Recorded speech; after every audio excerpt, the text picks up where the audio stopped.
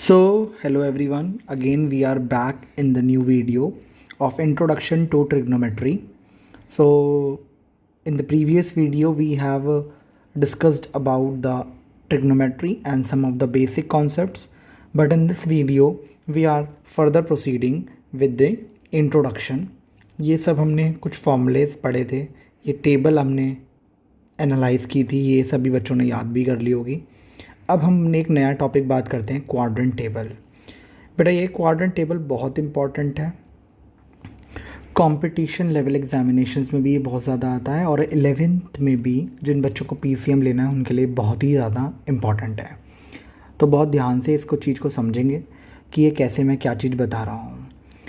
So you have already studied about the quadrant, I think so अगर मैं देखूँ तो ये आपको दिख रही होगी, एक एक्स एक्सिस है and this is the y-axis, right or wrong? So you will see that this is the first quadrant, this is the second quadrant, this is the third quadrant, and this is the fourth quadrant. So to understand these things, first of all we have to understand about the angle. सबसे पहले आपके पास दिख रहा होगा 0 degree, फिर यहाँ चले हम तो ये हो गया 90 डिग्री, ये हो गया आपका 180 डिग्री, ये हो गया आपका 270 डिग्री.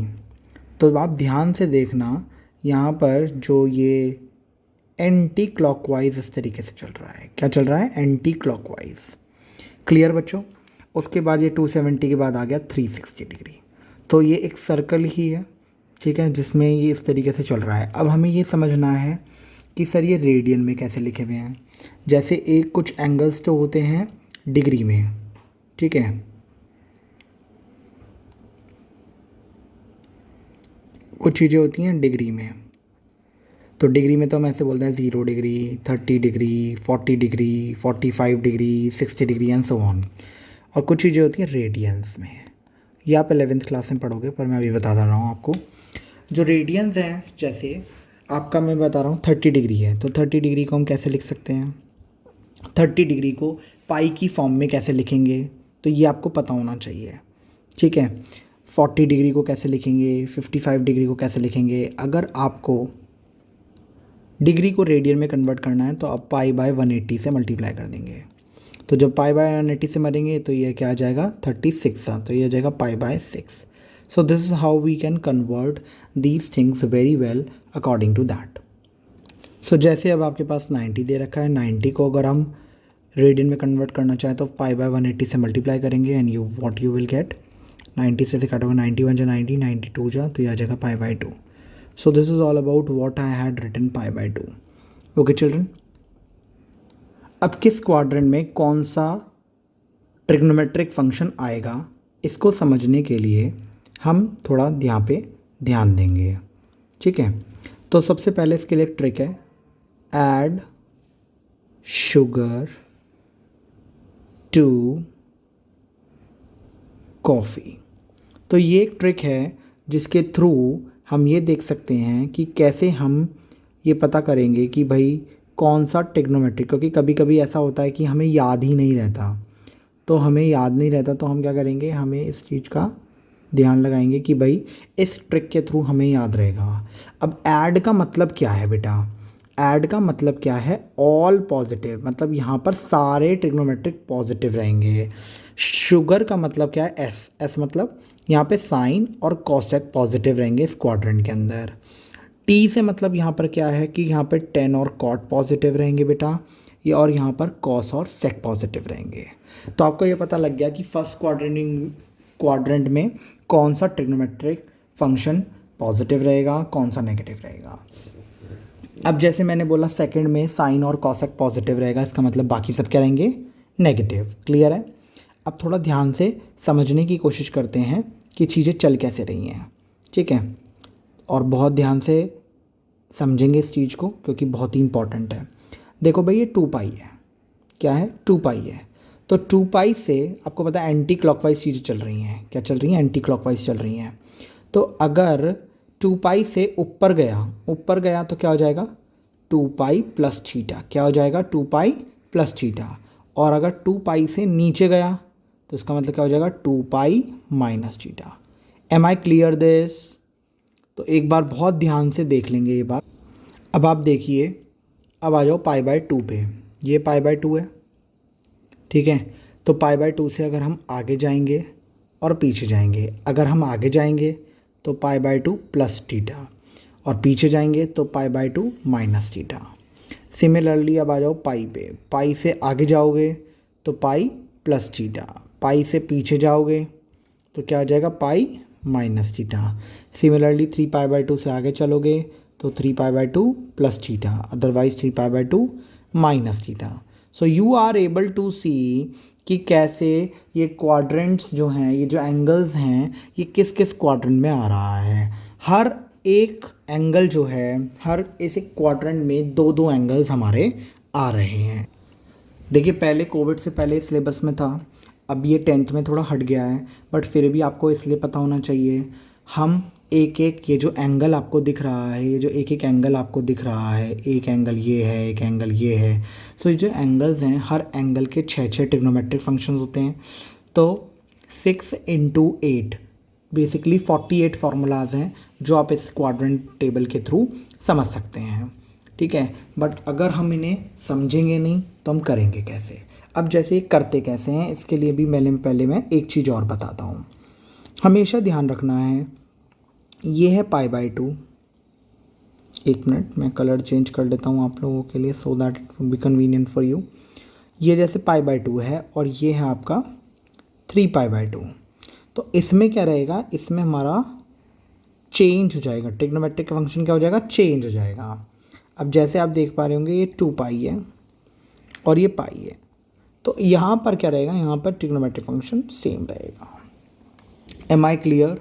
तो आप एक बार ये ध्यान रखिएंगे कि जब भी 2 पाई या पाई आएगा तो वहाँ पे सेम रहेगा। 2 पाई जैसे इस वाले में हो गया, इस वाले में हो गया, इस वाले में हो गया और इस वाले में हो गया। तो इनमें जो है, इनमें हमारा ट्रिग्नोमेट्रिक फंक्शन सेम रहेगा। साइन है तो साइन रहेगा, कॉस है तो कॉस रहेगा, टेन है तो टेन रहेगा। क्लियर है बात? चलिए अब मैं आपको फॉर्मूले समझाता हूँ कि फॉर्मूले बन कैसे रहे हैं।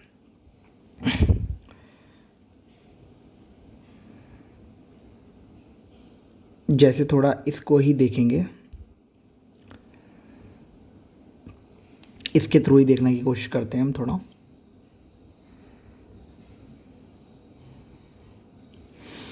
So you are able to see that there are 6 type of trigonometric functions: sine, cos, tan, cot, cosec और sec। तो मैं हर किसी एक एंगल की जो है मैं वो बनाऊंगा इस तरीके से, हर एक एंगल के 6 ट्रिग्नोमेट्रिक फॉर्मूला बनाऊंगा। और जैसे साइन का मैंने ले लिया, मैं सबसे पहले पाई बाय 2 माइनस थीटा का ले रहा हूँ, ठीक है। आपने देखा होगा मैंने सब में लिख लिया यहाँ पर। अब आपको पता है पाई बाय 2 माइनस थीटा जो है वो कौन से क्वाड्रेंट में आ रहा है, पहले तो ये बताइए कौन से क्वाड्रेंट में आ रहा है। अगर मैं इस तरीके से अगर साइड में एक हमेशा बना ले करूँगा, साइड में एक प्लस सा बना लो आप, ठीक है। And you are able to know that कि फर्स्ट क्वाड्रेंट में क्या आ रहा है। तो आप खुद ही देख पा रहे होंगे कि जब ये पाई बाय 2 है, पाई बाय 2 माइनस थीटा, इसका मतलब पाई बाय 2 माइनस थीटा कहाँ पर आया, फर्स्ट क्वाड्रेंट में आया। फर्स्ट क्वाड्रेंट में क्या चीज़ होती हैं, सारी पॉजिटिव होती हैं। तो अब देख पा रहे होंगे कि मैंने सब में क्या लगा दिया, पॉजिटिव लगा दिया, सिंपल। क्लियर है?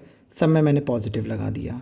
अब मैंने आपको बताया था कि पाई बाय 2 के केस में क्या होती हैं चीज़ें, चेंज होती हैं। क्या होती हैं, चेंज होती हैं। चेंज होने के चक्कर में साइन को क्या लिख दिया, कॉस, कॉस को क्या लिख दिया, साइन, इंटरचेंज हो गए।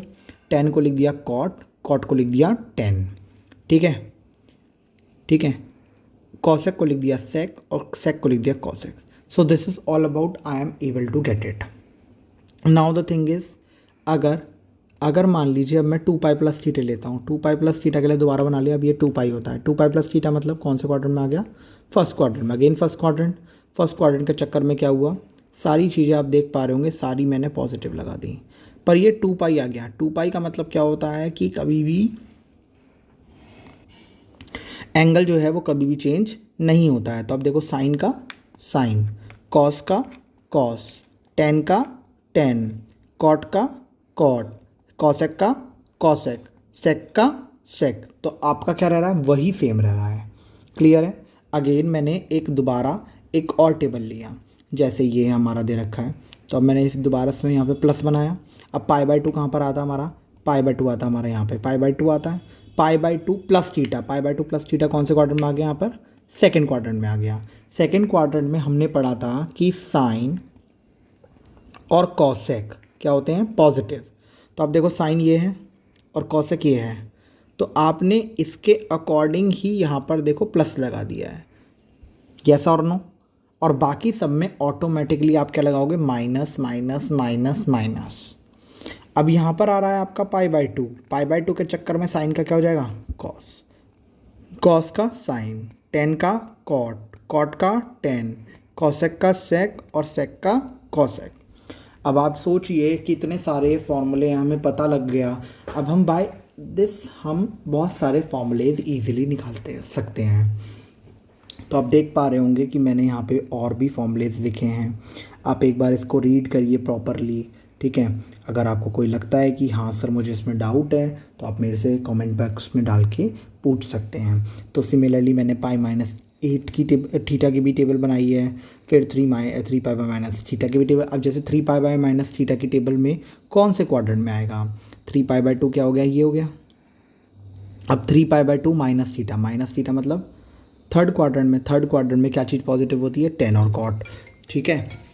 तो टेन और कॉट, तो ये हो गया आपका टेन का ये आ गया आपका 10, तो 10 पॉजिटिव, और कॉट आ गया तो cot positive. So this is all about we are able to do these things. उसके बाद आप देखो पाई प्लस थीटा का भी हमारा है यहाँ पर टेबल। उसके बाद 3π/2 प्लस थीटा की भी टेबल, 2π माइनस थीटा की भी table. So this is all about how we are able to know about the formulas of a quadrant table, ठीक है। आप एक बार सबका स्क्रीनशॉट ले सकते हैं, आप इसको प्रॉपरली वीडियो को देखें, अच्छे से पढ़ें और ये समझने की कोशिश करें कि ये इतने सारे फॉर्मूलेज आपको याद नहीं होंगे, ये सिर्फ आप क्वाड्रेंट टेबल के थ्रू ही याद कर सकते हैं, ठीक है। अगर आपको इसमें कोई डाउट आता है तो आप मेरे से कमेंट बॉक्स में डाल के पूछ सकते हैं, so that I can get it to you in the new video. And this is one of the most important topic for class 11th also, because पूरी class 11th की ट्रिको जो है वो इसी क्वाड्रेंट टेबल पे बेसिस है। पहले ये कट गया था, मतलब पहले तो ये आता ही था, बट अभी कोविड के टाइम पे भी कट गया है। बट द थिंग इज़ आजकल कंपटीशन लेवल एग्जामिनेशन में कुछ भी आ सकता है, और आपको पता ही है बोर्ड किस तरीके के क्वेश्चंस दे रहा है, तो इसलिए मैंने ये ओवरव्यू पूरा दे दिया है, सो दैट यू शुड, आप कोई भी फॉर्मूला रट्टा नहीं मारेंगे, हर क्वेश्चन को समझने की कोशिश करेंगे, so that it will be very convenient for you. Okay, thank you and have a good day.